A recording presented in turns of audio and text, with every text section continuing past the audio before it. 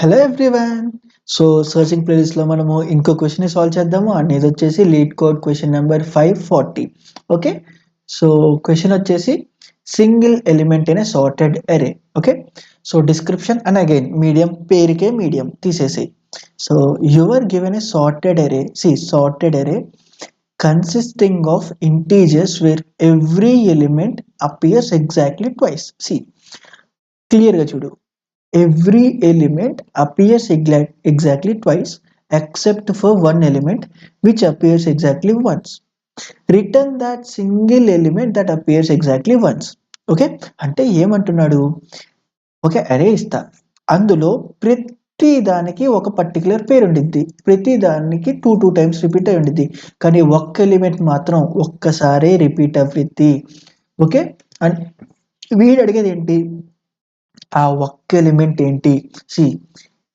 ముందుగానే చెప్తున్నా, ఈ క్వశ్చన్కి చాలా మిస్కన్సెప్షన్స్, చాలా బ్లైండ్గా వెళ్ళిపోతారు. అండ్ ఎవరికైతే ఆల్రెడీ ఈ సార్ట్ ఆఫ్ కోడ్ అవేర్నెస్ ఉందో వాళ్ళకి చెప్తున్నా. ఎప్పుడైతే ఎవ్రీ ఎలిమెంట్ ట్వైస్గా రిపీట్ అవ్వి, ఎవ్రీ ఎలిమెంట్ ట్వైస్గా రిపీట్ అవ్వి ఒక్క ఎలిమెంట్ మాత్రం ఎగ్జాక్ట్లీ వన్స్గా రిపీట్ అవుతుంది అని అంటే సింగిల్ ఎలిమెంట్. ఇలా ఉన్నప్పుడు వాళ్ళు బ్లైండ్గా XORని వాడేస్తారు. So that end of the day మనకు వచ్చే రిజల్ట్ సింగిల్ ఎలిమెంట్ని రిటర్న్ చేసేద్దాం అనుకుంటారు. ఇది తప్పు. వర్క్ అవిద్దా అంటే పర్ఫెక్ట్, 100% షూర్ షార్ట్గా వర్క్ అయింది. కానీ నువ్వు క్వశ్చన్ని ప్రాపర్గా యూటిలైజ్ చేసుకోవట్లా. అదేంటో చూద్దాం. బట్ బిఫోర్ దట్ అసలు దీంతో ఎలా చేయాలి అనేది చూద్దాము ఫస్ట్. ఓకే, క్వశ్చన్ ఏమన్నాడు చెప్పు. కొన్ని ఎలిమెంట్స్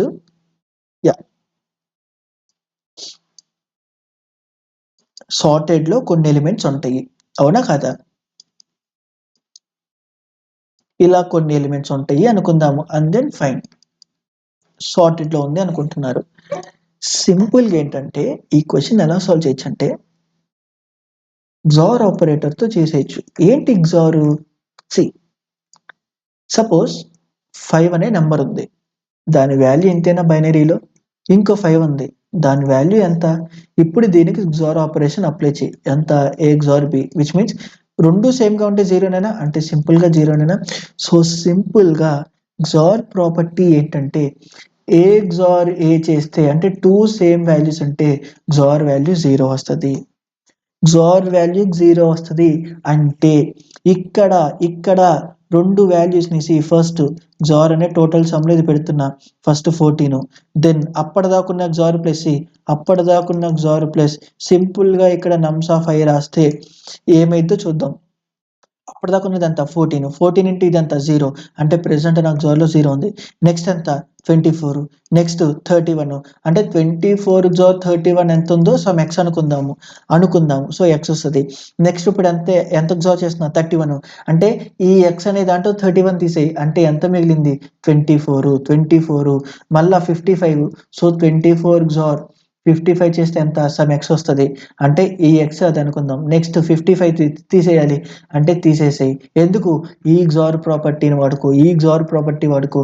ఇప్పుడు ఎంత? 24 అంటే ఎండ్ ఆఫ్ ద డే నాకు 24 వస్తుందా లేదా? సో ఇది సింపుల్ XOR టెక్నిక్తో, ఇఫ్ ఇన్ కేస్ నా ప్రాపర్టీ బేస్డ్ ఇలా ఉంటే XOR ఒకే ప్రాపర్టీ ఏంటంటే ఇఫ్ సమ్ 2 ఎలిమెంట్స్ సేమ్గా ఉంటే దానికి XOR అప్లై చేస్తే 0 ఉండిద్ది. అలా చేయడం వల్ల మనకి ఇక్కడ వచ్చేది ఏంటి? ఏదైతే ఇండివిజువల్గా ఉందో ఎగ్జాక్ట్లీ వన్స్ అదేనా ఆన్సర్ వచ్చేది, అవునా కదా? మరి దీని టైం కాంప్లెక్సిటీ ఎంత? ప్రతి అరేని చూడాలి, ప్రతి ఎలిమెంట్ని చూడాలి. బిగ్ ఆఫ్ ఎన్. ఇప్పుడు మళ్ళా క్వశ్చన్ని చదువుతాం క్లియర్గా. ఏమంటున్నాడు ఆడు క్వశ్చన్లో? Your given a sorted highlight చేస్తున్నా, ప్రాపర్గా చూడు. సార్టెడ్ అని ఇచ్చాడు, every element appears exactly twice అన్నాడు, ఒక్క ఎలిమెంట్ ఎగ్జాక్ట్లీ 1 అన్నాడు. ఇక్కడ సింపుల్గా 70% ఆఫ్ ద పీపుల్ బ్లైండ్గా చేసే మిస్టేక్ ఏంటంటే every element appears to and except 1 element. ఇక సార్టెడ్ అనవసరం, వాళ్ళకి సార్టెడ్ ఉందా లేదా అనవసరం. ఓకే, ఎవ్రీ ఎలిమెంట్ 2 చూశాను, ఓకే అది ఎగ్జాక్ట్లీ 1, వాడికి కావాల్సింది 1, XOR అప్లై చేసి. అసలు వాడు ఫస్ట్ సార్టెడ్ అన్నాడు. నువ్వు సార్టెడ్ అనే థింగ్‌నే వాడుకోకుండా బ్లైండ్‌గా ఇది చేసేస్తున్నావు. And yeah! ఈ XOR థింగ్ అప్లై చేయాలి అనంటే వాటెవర్ ఇప్పుడు చేసామో ఆ మెథడ్‌కి నీ డేటా సార్టెడ్ అక్కర్లా. ఈవెన్ దో ఇలా కాకుండా నా డేటా సమ్ ర్యాండమ్‌గా ఇలా ఉన్నా స్టిల్ వర్క్ అవ్విద్ది. ఎందుకు? ఎందుకంటే మనం చేస్తుంది XOR end of the day సేమ్‌గా ఉంటే అది రిపీట్‌ని డిటెక్ట్ చేసేసిద్ది. And end of the day ఏదైతే ఉందో అది మాత్రం రిటర్న్ చేసిద్ది. అండ్ ఇలా చేసిన దానికి నా డేటా సార్టెడ్ ఉండాలా? అక్కర్లా. అందుకే అది వర్క్ అయిద్ది. సార్టెడ్ ఉన్నా వర్క్ అయిద్ది. సార్టెడ్ లేకపోయినా వర్క్ అయిద్ది. కానీ క్వెషన్‌లో ఏం మెన్షన్ చేశాడు? ఇదిగో సార్టెడ్ సార్టెడ్ అన్నాడు. మరి నువ్వు ఆ సార్టెడ్ అనే ప్రాపర్టీని వాడుకుంటున్నావా? వాడుకోవట్లా. బ్లైండ్‌గా XOR చేస్తున్నావు. అసలు క్వెషన్‌లో సమ్ సార్ట్ ఆఫ్ ప్రాపర్టీస్‌ని అంటే మనకున్న డేటాని సమ్ సార్ట్ ఆఫ్ ప్రాపర్టీస్‌తో వాడు మెన్షన్ చేస్తున్నాడు అంటే దాని మీనింగ్ ఏంటి? నువ్వు బ్లైండ్‌గా కాదు ఆ ప్రాపర్టీని వాడుకొని థింక్ చేయడం వల్ల ఇంకొంచెం బెటర్ అప్రోచ్‌తో వెళ్ళొచ్చు అని హింట్ ఇస్తున్నట్టు. ఇలాంటి చిన్నయి అబ్జర్వ్ చెయ్యి. ఎందుకువే క్వెషను క్లియర్‌గా చదవడం నేర్చుకో. ఓకే. అంటే ఏంటిక్కడ? ఎగ్జాక్ట్‌లీ ట్వైస్ అన్నాడు. Like yeah! అన్నిటికి ట్వైస్ ఉంటాయి. బట్ ఒకదానికి ఒక్కటి మాత్రమే ఉండిద్దన్నాడు. దీంతో పాటు నా డేటా సార్టెడ్ అని కూడా ఇచ్చాడు. ఇప్పుడు నేనేమన్నా ఇంకొంచెం అప్రాక్సిమేషన్‌తో అంటే బ్లైండ్‌గా అరే మొత్తాన్ని ట్రావర్స్ చేసి XOR ఆఫ్ నమ్స్ ఆఫ్ ఐని కాకుండా ఇంకేమైనా చేయొచ్చా అనేది ఆలోచించాలి. సీ వాడు నిజంగా ఇది ఊరకే ఇచ్చుంటే ప్రాపర్టీ ఎవడు ఇచ్చాడంటే దానికి అంటూ ఒక మీనింగ్ ఉన్నట్టే కదా! ఆ మీనింగ్‌ని వాడుకోకుండా ప్రాబ్లమ్‌ని సాల్వ్ చేయడం వల్ల ఉపయోగం ఏంటి? And yeah! ఇప్పుడు దాన్ని ఎలా సాల్వ్ చేయాలనేది చూద్దాము. సీ యాజ్ ఇట్ ఈస్‌గా దీన్ని కాపీ పేస్ట్ చేసుకొని మన దాంట్లో పెట్టుకుందాం. ఇప్పుడు దీన్ని అనలైజ్ చేద్దాము. ఏమేముంది చెప్పు?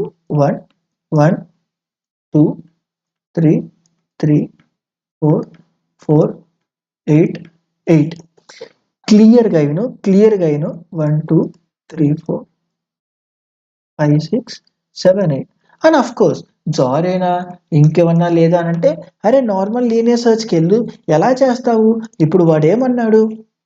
సింపుల్‌గా ఒకటే ఎలిమెంట్ ఉండిద్ది. మిగతాయన్ని 2, 2 ఉంటాయి అని అన్నాడు. అంటే సింపుల్‌గా ఈ 2 ఈక్వలా కాదా అని చెక్ చెయి.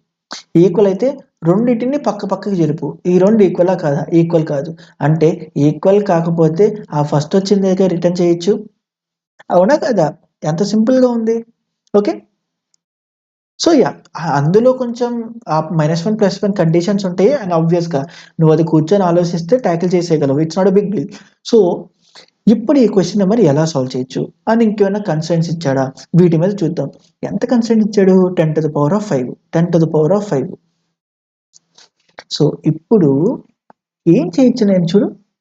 క్వెషనింగ్‌ని ప్రాపర్‌గా అడగగలనా? నేనడిగే క్వెషన్ క్లియర్‌గా అడగగలనా అనేది క్రూషియల్ రోల్. ఎందుకు? వాడే చెప్పాడు. నువ్వు లాగ్ ఎంతో చెయ్యి అని. విచ్ మీన్స్ బైనరీ సెర్చ్‌కి హింట్ ఇస్తున్నాడు. ఆ హింట్‌తో ఏమన్నా చేయగలమా అనేది చూద్దాము. ఇప్పుడు చూడు. సపోజ్ అన్ని ఎలిమెంట్స్ ఏమంటారు? ప్రాపర్‌గా ఉన్నాయి. ఒక్క నాన్ రిపీటింగ్ ఎలిమెంట్ లైక్ డిస్టింక్ట్‌గా ఉన్నది ఒక్కటి కూడా లేదు అనుకుందాము. ఇలా ఉన్న కేసులో ఎలా మనకి లు కనిపిస్తది అనేది క్లియర్‌గా అబ్జర్వ్ చేద్దాము. ఒక పర్టిక్యులర్ పొజిషన్ పిక్ చేసుకున్నా. ఈ 4 అనే పర్టిక్యులర్ పొజిషన్ పిక్ చేసుకున్నా. ఒక్కటి గూడా రిపీటింగ్‌గా లేదు. లైక్ అన్నిటికి పెయిర్స్ ఉన్నాయి. ఒక్కటి గూడా సింగిల్‌గా ఉన్న ఎలిమెంట్ లేదు. ఇదే కదా మన అసంప్షన్. అంటే డెఫినెట్‌గా నేను ఫస్ట్ నుండి 2, 2 కింద సబ్ డివిజన్ చేసేయచ్చా? పెయిర్స్ కింద చేయొచ్చా లేదా? అంటే బ్లైండ్‌గా కళ్ళు మూసుకొని ఫస్ట్ రౌండ్ ఒక పెయిర్, సెకండ్ రౌండ్ ఒక పెయిర్, థర్డ్ రౌండ్ ఒక పెయిర్, ఫోర్త్ రౌండ్ ఒక పెయిర్ చేయొచ్చా లేదా? ఎందుకు? సార్టెడ్‌లో ఉంది. సార్టెడ్‌లో ఉంది. అండ్ ప్రతీదీ ట్వైస్ గానే రిపీట్ అవుతున్నాయి. అంటే ఒక ఎలిమెంట్ ప్రెజెంట్ అయితే దాని నెక్స్ట్ ఎలిమెంట్ ఇమ్మీడియట్ గా కన్సెక్యూటివ్ నెంబర్ తోనే ఉండిద్ది, కన్సెక్యూటివ్ ఇండెక్స్ తోనే ఉండిద్ది. అవునా కాదా? అంటే ఇప్పుడు బ్లైండ్‌గా ఏదన్నా ఒక ఎలిమెంట్‌ని పిక్ చేసుకుంటే ర్యాండమ్‌గా అది ఈవెన్ అయితే క్లియర్‌గా విను. అది ఈవెన్ అయితే దానున్న పక్క నంబర్ అయినా ఇంకో పేరు దొరికేది లేదు. సపోజ్ ఒక ఆడ్ ఎతుకుదాము. సమ్‌వేర్ అరౌండ్ ఇక్కడ ఈ పోర్షన్ తీసుకుందాము. ఆడ్ ఉంటే దాని ముందుదేనా దాని ఇంకో పేరు ఉండిద్ది. ఎందుకు? Sorted and twice. నేను ఈ ఒక్కసారి రిపీట్ అయ్యే కేస్‌ని తీసేసాను. అంటే ప్రతిసారి ఆ కేస్‌ని తీసేయడం వల్ల నంబర్ ఆఫ్ ఎలిమెంట్స్ అన్ని ఉంటాయి. ఈవెన్ ఉంటాయి. అంటే ప్రతి దాన్ని 2 సబ్ డివిజన్స్ కింద లైక్ పేర్ కింద డివిజన్ చేస్తే నా ఎలిమెంట్‌ని బ్లైండ్‌గా ఒక ఆడ్ పొజిషన్‌కి పాయింట్ చేస్తే దాని యొక్క పేరు ఈవెన్‌లోనైనా ఉండేది. అదే నా పొజిషను ఈవెన్‌లోకి పాయింట్ చేస్తే దానిది ఆడ్‌లోనైనా ఉండేది. ఈ 2 అర్థమైతే నీకు ప్రాబ్లమ్ అర్థమైపోయినట్టే. సి ఇప్పుడు చూద్దాము. ఇప్పుడు దీన్ని క్లియర్‌గా అర్థం చేసుకుందాము. ఇది ఇక్కడ పెట్టేసి అంజ. సి ఇప్పుడు క్లియర్‌గా చూడు. అంటే ఏం చేయొచ్చు? సపోజ్ ఈ 2 అనేది యాహ్! 1, 1, 2, 2, 4, 4, 8, 8 అండ్ దెన్ 10, 11, 11 ఇలా ఉంది అనుకుందాం నా డేటా. అండ్ ఇప్పుడు చూడు. 1, 2, 3, 4, 5, 6, 7, 8, 9, 10 అండ్ ఇక్కడ సమ్‌వేర్ అరౌండ్ ర్యాండమ్‌గా కళ్ళు మూసుకొని ఒక పర్టిక్యులర్ పాయింట్ దగ్గర పెట్టా. ఒక పర్టిక్యులర్ పాయింట్ దగ్గర పెట్టా. ఆ పాయింట్ పెట్టిన తరువాత అది ఈవెన్ అయితే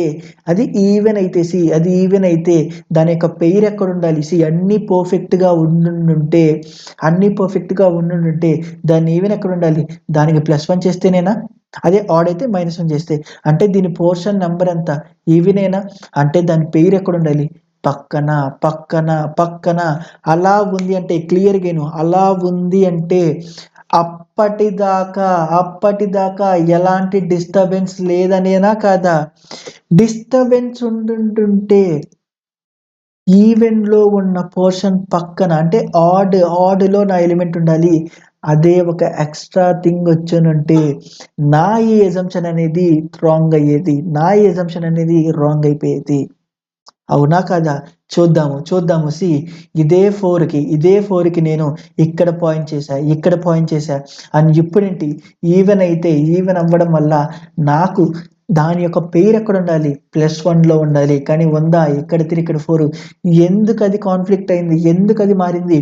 ఎందుకంటే మనకొచ్చిన ప్రాబ్లమ్ ఆ ఉన్న సింగిల్ ఐటెము ఇటు సైడ్ ఉంది అని డెఫినిషన్ చెప్తుంది. అటు సైడ్ ఉందని చెప్తుంది. అవునా కాదా?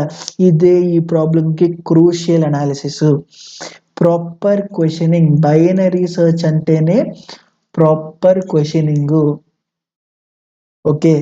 అంటే డెఫినెట్‌గా ఇలా పర్టిక్యులర్‌గా వచ్చింది అనంటే అది ఈవెన్ అయితే దాని పక్కనే ఉండాలి. అంటే ఇలా వచ్చిందంటే అప్పటిదాకా సేమ్‌గా ఉన్నట్టా లేదా? ఫైన్. ఇక్కడి దాకా ఇప్పుడు ఎతకాలా నేను బ్లైండ్‌గా? వెతకక్కర్లా. ప్రాబ్లమ్ ఎక్కడున్నట్టప్పుడు నాకు కావాల్సిన ప్రాబ్లమ్ అంటే ఆ కాన్‌ఫ్లిక్ట్ అవుతున్న ప్రాబ్లమ్ నా డేటా మానిప్యులేట్ అయ్యి అంటే ఇలా రాకుండా ఆ ప్రాబ్లమ్ క్రియేట్ చేసిన సింగిల్ వాల్యూడ్ ఎలిమెంట్ ఎటున్నట్టు టువర్డ్స్ రైట్ అంటే నా సెర్చింగ్ ప్రాసెస్ ఎటు చేయాలి? రైట్ సైడ్‌కి వెళ్ళిపో ఇప్పుడు. ఇప్పుడు మళ్ళా ర్యాండమ్‌గా సెలెక్ట్ చేసుకుందాం ఇంకోటి. ఇప్పుడు మళ్ళా ర్యాండమ్‌గా సెలెక్ట్ చేసుకుందాం. 9కి పెట్టా. నా డేటా ఎంత? ఆడ్. అంటే -1 చేస్తేనే కదా దాని పేరు రావాలి. -1 చేశా. ఈ 2 ఈక్వలా? లేదు. ఈ 2 ఈక్వల్ కాదు. అంటే ఎవడి వల్ల ప్రాబ్లమ్ వచ్చింది? ఓకే. ఈక్వల్ కాలేదు అంటే ఐదర్ నా వల్లే ప్రాబ్లమ్ రావచ్చు. నేనే ప్రాబ్లమ్ క్రియేట్ చేసుండొచ్చు. లేదా టువర్డ్స్ లెఫ్ట్ సైడ్ క్రియేట్ చేసుండొచ్చు. అవునా కాదా? సి ఇప్పుడు 9 తీసేసి 8కి పాయింట్ చేద్దాం. 8 అనేది ఈవెను. మరి ఎక్కడ ఎతకాలి? నెక్స్ట్ +1 ఎతకాలి. ఈ 2 ఈక్వలా? కాదు. ఈక్వల్ కాదు అనంటే దాని మీనింగ్ ఏంటి? ఓకే. ఇక్కడ దాకా ఈక్వల్ కాలేదు అంటే డెఫినెట్‌గా టువర్డ్స్ లెఫ్ట్ సైడ్‌లో ప్రాబ్లమ్ ఉంది. లెఫ్ట్ సైడ్ ప్రాబ్లమ్ ఉండడం వల్ల నాకు కావాల్సిన పెయిర్ రైట్ సైడ్‌లో లేదు. నా నెక్స్ట్ ఎలిమెంట్‌లో లేదు. అంటే ప్రాబ్లమ్ ఎవరు క్రియేట్ చేసినట్టు? ఐదర్ మీ. ఐదర్ మీ లేదా నా లెఫ్ట్ సైడ్. అంటే ఇఫ్ ఇన్ కేస్ ప్రాబ్లమ్ రాకపోతే start equals to mid +1. If in case problem arise అయ్యి ఉంటే నేను ఎతకాల్సింది టువర్డ్స్ లెఫ్ట్ సైడ్ అయినా కాదా? అంటే ఎండ్ ఈక్వల్స్ టు మిడ్ దాకైనా కాదా? ఎందుకంటే నేనే ఆ ప్రాబ్లమ్‌కి ఓనర్ అవ్వచ్చు. నా వల్లే ఆ ప్రాబ్లమ్ క్రియేట్ అవ్వచ్చు. అవునా? మరిప్పుడు ఇదే ప్రాసెస్ ఇక్కడ చేద్దాం. సమ్‌వేర్ అరౌండ్ 6 పిక్ చేసుకున్నాము. 6 ఈవెన్ ఎక్కడుండాలి? 7లో ఉండాలి. ఈ 2 ఈక్వలా? కాదు అంటే దాని మీనింగ్ ఏంటి? ప్రాబ్లమ్ లెఫ్ట్ సైడ్ నుండి ఉంది. ప్రాబ్లమ్ లెఫ్ట్ సైడ్ ఉంది. అంటే అవునా కాదా? అవును. అంటే నా వల్లే ప్రాబ్లమ్ రావచ్చు. నేను కూడా ప్రాబ్లమ్ అవ్వచ్చు కదా! ఇక్కడ అదే కదా తెలుసుకుంది ఈ పర్టిక్యులర్ కేస్ మీద. అంటే ఇదేనా కాదా? ఇంతకు మించి ఈ క్వెషన్‌లో ఏమన్నా ఉందా? అండ్ దీని టైమ్ కాంప్లెక్సిటీ ఎంత? అగైన్ ఏం వాడుతున్నాం? Proper questioning of binary search. దాని టైమ్ కాంప్లెక్సిటీ ఎంతయిద్ది? Log N. ఏ కేసు? Every case. ఎందుకు? ఒక పర్టిక్యులర్‌ది ప్రాబ్లమ్ దొరకంగానే మనమేం రిటర్న్ చేయట్లేదు ఇన్ బిట్వీను. మరి దీన్ని కోడ్ రాద్దామా? ఓకే. అండ్ సీ యాజ్ యూజువల్‌గా అదంతా సెటప్ చేశాను. అండ్ దెన్ ఇక్కడ -1 దెన్ -1 చేస్తాము. And then start less than or equal C. Fine. So ఇప్పుడేంటి? ఇక్కడ నేనేం చేయాలి? నా మిడ్‌ని కాలిక్యులేట్ చేస్తున్నా. 8 - స్టార్ బై 2. ఇప్పుడు ఆ మిడ్ ఈవెనా, ఆడా అని తెలుసుకోవాలా లేదా? అంటే ఆ మిడ్ యొక్క పోర్షన్ బట్టే కదా నేను రైట్ సైడ్ చెక్ చేయాలా? లెఫ్ట్ సైడ్ చెక్ చేయాలా అని తెలిసేది? అంటే నేను ఏ ఇండెక్స్‌ని which index I need to access అనేది ఆ మిడ్ వాల్యూ బట్టేనా నేను చెక్ చేసేది? అంటే ఇఫ్ ఇన్ కేస్ మిడ్ గాని ఈవెన్ అయితే పేరు డివిజన్ వల్ల మిడ్ ఈవెన్ అయితే నా కాన్ఫిడెంట్‌గా ఎలాంటి పేరు కాన్ఫ్లిక్ట్ కాకపోతే నెక్స్ట్ రైట్ సైడేనా నాకుండేది? అంటే if in case mid even అయితే విచ్ ఇండెక్స్ ఏమైద్ది? మిడ్ +1 అయ్యిద్ది. అవునా కాదా? అవునా? అంటే ఇఫ్ ఇన్ కేస్ అది కాకపోతే మిడ్ -1 అయ్యిద్ది. అదే కదా మనం నేర్చుకుంది. సో ఇప్పుడేంటి? ఇఫ్ ఇఫ్ ఇఫ్ నా nums of mid element equals to ఆటోమేటిక్‌గా టాకిల్ చేశాను. ఏ ఇండెక్స్ అనేది మిడ్ బేసిస్ మీద నేను రైట్ సైడ్‌దా, లెఫ్ట్ సైడ్ ఇండెక్స్ అనేది అయిపోయింది. ఇక్కడ సింపుల్‌గా వాట్ ఎవర్ మనం ఎలిమెంట్ పెట్టుకున్నామో ఆ ఇండెక్స్‌ని మ్యాచ్ చేస్తే చాలా లేదా? ఈక్వల్ అయితే and that can be of any side. Right సైడ్‌ది ఈక్వల్ చెకింగా, లెఫ్ట్ సైడ్‌ది అంటే ఈవెన్ టెర్మినాలజీలో చెకింగా, ఆడ్ టెర్మినాలజీలో చెకింగ్ అనేది తీసేయి. ఇప్పుడు రెండిటిని చెక్ చేస్తున్నాం. అంటే దాని బేసిస్ మీద ఉన్న ఎలిమెంట్‌ని చెక్ చేస్తున్నాం. ఈక్వల్ అయితే దాని మీనింగ్ ఏంటి? ఓకే. ఇక్కడ దాకా ఎలాంటి ఇక్కడ దాకా ఎలాంటి ప్రాబ్లమ్ లేదు. సింపుల్‌గా నేను నా స్టార్ట్‌ని మిడ్ +1 చేయొచ్చా లేదా? ఎందుకు? ఎలాంటి ప్రాబ్లమ్ లేదు కాబట్టి. ఇఫ్ ఇన్ కేస్ కాకపోతే ఈక్వల్ కాకపోతే okay. From here towards left side ఎక్కడైనా కాన్ఫ్లిక్ట్ ఉండొచ్చు. ఇంక్లూడింగ్ మీ అంటే end equals to mid. Okay. And end of the day ఈ 2 పాయింట్ ఈక్వల్ కేస్‌కి వచ్చిందంటే దాని మీనింగ్ సింపుల్‌గా అదే ప్రాబ్లమ్ అవ్వచ్చుగా. ఎందుకు? అగైన్ వాడు క్వెషన్‌లో చెప్పాడు. పర్ఫెక్ట్‌గా ఒకటి డెఫినిట్‌గా ఒక మిస్సింగ్ అరే ఒక్కదానికే యూనిక్ టైమ్‌గా రిపీట్ అయిద్ది. మిగతాయన్ని ట్వైస్‌గా ఉండిద్దనేది. ఆ ఈక్వల్ కేస్‌కి మన బేసిస్ మీద వచ్చింది అనంటే అది డెఫినిట్‌గా ఆ ఒక్కసారి రిపీట్ అవుతున్న ఎలిమెంటే కదా! అండ్ ఇక్కడ చూస్తే ఈ ఒక్క లైన్ తప్ప అగైన్ మిగతా కోడ్ బ్లూ ప్రింట్ అంతా ఎలా ఉంది? బాయ్ గర్ల్ ప్రాబ్లమ్ కదా! అరే ప్రతిసారి బాయ్ గర్ల్ ప్రాబ్లమ్ చెప్తున్నావు. నువ్వు కొత్తగా ఏం చెప్పవా? లేకపోతే కొత్త ప్యాటర్న్స్ ఏం చెప్పవా? నువ్వు అర్థం చేసుకోవాల్సిన కోర్ పాయింట్ ఏంటో తెలుసా? బైనరీ సెర్చ్ అంటేనే ఒక టెంప్లెట్. లాగెన్తో వచ్చిద్ది. ఐదర్ స్టార్ట్‌ని +1 చేస్తావు, ఎండ్‌ని -1 చేస్తావు. లేదా స్టార్ట్‌ని m చేస్తావు, ఎండ్‌ని m చేస్తావు. ఈ 2 కాకుండా కొత్తగా ఏమైనా చేయగలమా? ఏం చేయలేం. అంటే ఏ క్వెషన్ అయినా end of the day boy girl ప్రాబ్లమ్‌కి కన్వర్ట్ చేయొచ్చు. ఆ టెంప్లేట్ యొక్క కోడ్‌కి తెప్పించొచ్చు. ఎందుకు? బైనరీ సెర్చ్ అంటే ఏంటి? Half of division. అంటే 2 పార్టిషన్స్ కింద చేయడము. హాఫ్ ఆఫ్ ద థింగ్స్ ఒక పోర్షన్‌లో ఉంటాయి. హాఫ్ ఆఫ్ ద థింగ్ ఒక పోర్షన్‌లో ఉంటాయి. ఇక్కడ కూడా పార్టిషన్ అదే జరుగుతుంది. ఓకే. So yeah! అండ్ ఇప్పుడు ఒకసారి దీన్ని మనం రన్ చేద్దాము. అండ్ వాడికి ఇక్కడ ఇండెక్స్ కావాలా? కాదు. ఇండెక్స్ కాదు. ఆ నంబర్ కావాలి. సో ఇక్కడ మనకి ఏం రావాలి అవుట్‌పుట్ 2 రావాలి. ఒకసారి చెక్ చేద్దాము. అండ్ ఇక్కడ ఎడ్జ్ కేసెస్ ఏముండొచ్చు? స్టార్టే ఆ వాల్యూ రావచ్చు. ఎండే ఆ వాల్యూ రావచ్చు. లేదా ఇన్ బిట్వీన్ ఆ వాల్యూ రావచ్చు. 3 సార్ట్ ఆఫ్ ఎడ్జ్ కేసెస్ లాగా ఉంటాయి. సో ఇప్పుడు చూడు స్టార్టే ఆ పోర్షన్ పెట్టుకొని చూద్దాము. మనకిక్కడ స్టార్ట్‌లో ఉన్నది చేస్తుందా లేదా అనేది మనకు తెలిసిపోయిద్ది ఇప్పుడు. 2 వచ్చింది. ఇప్పుడేంటి ఎండ్‌లో పెడదాము. ఎండే నాకు ఆ వాల్యూ వస్తుందా లేదా చెక్ చేద్దాం. ఇప్పుడు 8 మాత్రం ఒకసారే రిపీట్ అవుతుంది. అంటే 8 మాత్రమే చేయాలి. ప్రాబ్లమ్‌ని ఇలా ఆలోచించడం ట్రై చెయ్యి. రషీగా ఎళ్ళిపోయి, కంగారు పడిపోయి మనకు రాదనుకోవద్దు. Binary search is all about ఏం క్వెషన్ అడుగుతున్నాము? క్వెషన్‌ని ప్రాపర్‌గా అడుగుతున్నామా లేదా అని మాత్రమే. అంతకు మించి బైనరీ సెర్చ్‌లో ఏముండదు. ఓకే. ఈవెన్ ఇప్పుడే కాదు. నెక్స్ట్ ఏ మీడియం ప్రాబ్లమ్స్ చేసినా, ఈవెన్ హార్డ్ ప్రాబ్లమ్స్ చేసినా ఆల్‌మోస్ట్ ఇంతే. నీ క్వెషన్ పర్ఫెక్ట్‌గా ఉంటే లాగిన్ టైమ్‌లో ఆ ప్రాబ్లమ్‌ని సాల్వ్ చేసేయొచ్చు. అదే binary search. Okay. See accepted. So ఈ ప్రాబ్లమ్ నీ థింకింగ్ ప్రాసెస్ గాని మారిస్తే కామెంట్ చేయడం మాత్రం మర్చిపోవద్దు. ఓకే. అండ్ యాస్ యూజువల్‌గా అదే కోడ్‌ని మనం పైథాన్‌లో ఎలా రాయాలో కూడా చూసేద్దాము. ఎలాంటి చేంజ్ లేదు ఇక్కడ. స్టార్ట్ ఎండ్ అని యాస్ యూజువల్‌గా పెట్టేసాము. అండ్ మిడ్ కాలిక్యులేషన్ కూడా ఒకటే. ఈ కోడ్‌లో చేంజ్ అయ్యిందల్లా ఇదొకటేనా కాదా? అంటే ఏంటి? నా మిడ్ బేసిస్ మీద ఇఫ్ ఇన్ కేస్ ఈవెన్ అయితే ఎలాంటి డేటా అప్పటిదాకా కాన్‌ఫ్లిక్ట్ లేకపోతే దాని పేరు ఇటు సైడ్ ఉండిద్ది.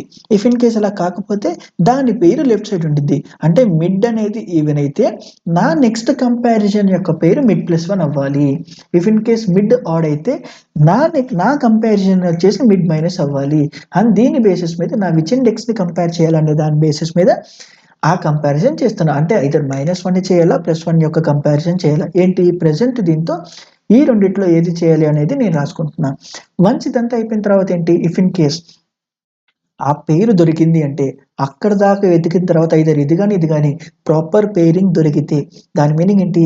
దీని ముందు దాకా ఎలాంటి కాన్‌ఫ్లిక్ట్స్ లేవు. ప్రాపర్‌గా అన్నిటికి ప్రాపర్ పెయిరింగ్ ఉన్నట్టు. అంటే సింగిల్‌గా వచ్చే ఎలిమెంట్ ఇది. ఎలాంటి దీని యొక్క ప్రాపర్టీని చెడగొట్టాల. వన్స్ అలా కాలేదంటే ఓకే. దీని నుంచి ఏదన్నా ఏదో ఒక ఇండెక్స్‌లో ఒక పర్టిక్యులర్ ప్లేస్‌లో నా వాల్యూ ఉంది. కాబట్టి ఇంక్లూడింగ్ అది కూడా చేస్తున్నాము. అండ్ ఇక్కడ ఈక్వల్ కేస్‌ని టాకిల్ చేయట్లా. ఎందుకు? ఆబ్వియస్‌గా ఈక్వల్‌కి వచ్చింది అనంటే దాని మీనింగ్ ఏంటి? పెయిర్ ఎగ్జిస్ట్ అయ్యుండిద్ది డెఫినిట్‌గా అనేది కాబట్టి నేను ఈక్వల్ చేయట్లా. ఎండ్ ఆఫ్ ద డే ఆ 2 దానికైనా వచ్చేది. ఇఫ్ ఇన్ కేస్ అలా కాదు ఇలా నేను ఈక్వల్ కూడా చేయాలి అనుకుంటే ఏముంది? ఈ ఎక్స్ట్రా టాకిల్ కేస్‌ని ఈ వైల్ లోపల if in case start equals to end అయితే రిటర్న్ స్టార్ట్ పెట్టు. లైక్ నమ్స్ ఆఫ్ స్టార్ట్ పెట్టు. అండ్ ఎండ్ అగైన్ ఏదో ఒకటి మళ్ళా రిటర్న్ చేయాల్సిందే కాబట్టి ఇలా 2 సార్లు రిటర్న్ చేయకుండా నేను డైరెక్ట్‌గా వైల్ లూప్ లోపల పెట్టా.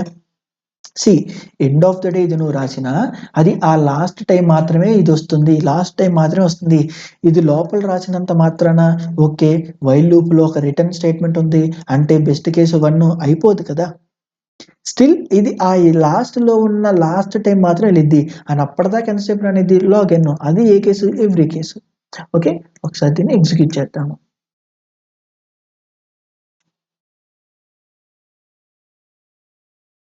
See, accepted. So that's it for this video. Thank you.